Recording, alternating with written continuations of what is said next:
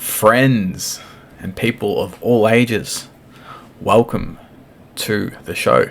Now, Donald Trump has sent the world into a tailspin frenzy. The stock market's crashed, and a lot of countries have brought it on massive tariffs. So let's take a look at this article I have here. Alright guys, Liberation Day for the United States of America and Donald Trump. This is from 9news.com.au. The US says Donald Trump's new tariffs are reciprocal, but the facts don't back that claim up. Donald Trump has unveiled a fresh round of tariffs, including a baseline 10% duty on all Australian goods. That's all of them, guys, here in Australia. That's crazy. The US president claims the measures are reciprocal, with a chart unveiled by the White House saying Australia charges 10% tariffs on American goods, even though there's a free trade agreement between the two countries. Interesting. So you see both sides there.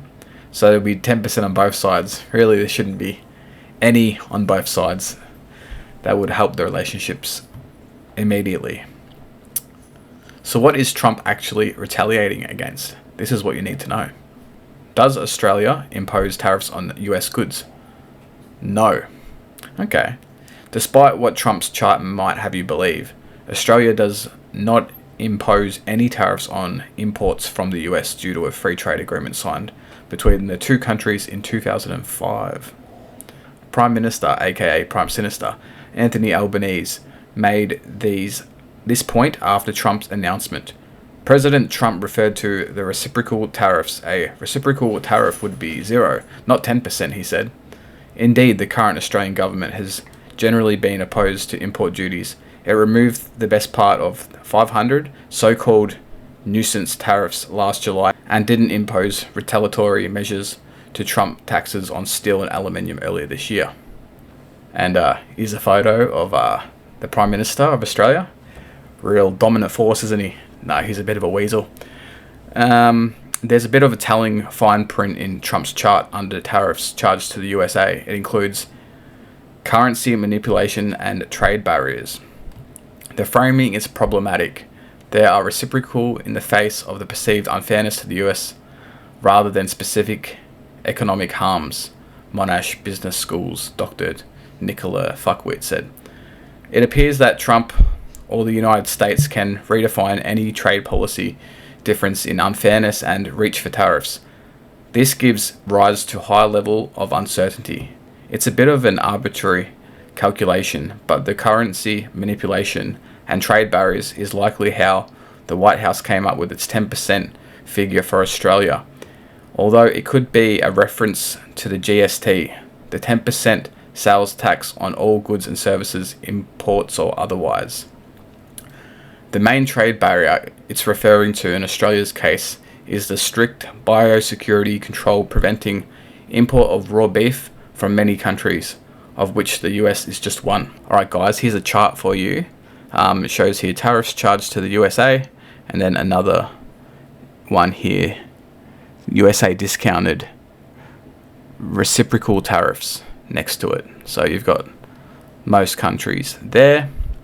This was singled out by Trump in his announcement. Australia bans, and they're wonderful people and wonderful everything, but they ban American beef, he said. Yet we imported $3 billion of Australian beef from them just last year alone. They won't take any of our beef. They don't want it because they don't want to affect the farmers, you know. I don't blame them, but we're doing the same thing right now, starting at midnight tonight, I would say.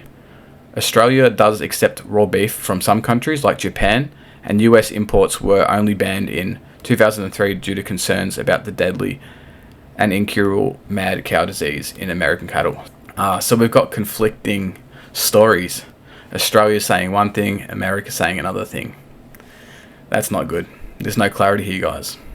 It's either Trump's lying or Australia's lying.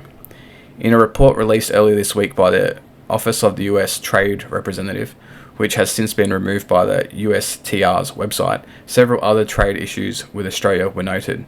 These included similar bans on importing uncooked pork and poultry, as well as apples and pears. The news bargaining code made mandatory last year, and Australia's pharmaceutical industry, US pharmaceutical companies have taken long issue with Australia's pharmaceutical benefit scheme. However, it appears pharmaceutical products have been exempted from today's new tariffs. Alright guys, that's all the news with the Australian side of these new US tariffs. So everything in Australia will have tariffs of up to 10%. So it's not too bad in the overall chart of the other countries. They had a lot higher, up to like some of them like 50 and 60% on tariffs. So not the worst there. What we are going to have to do though is when then at the next Australian election, I think Peter Dutton will get in. This is my point of view, and he will bridge the relationship with America. And we'll have to work something out where, because both sides are lying at the moment. One side's lying. Either Trump or Australia is lying about this back and forward, who owes the other country what when it comes to the meat exports. So we'll have to get that sorted. But yeah, not too bad overall. I'd love to know what you guys think in the comment section below. Like the video, comment, and subscribe to the channel, and I'll catch you guys in the next video. Peace.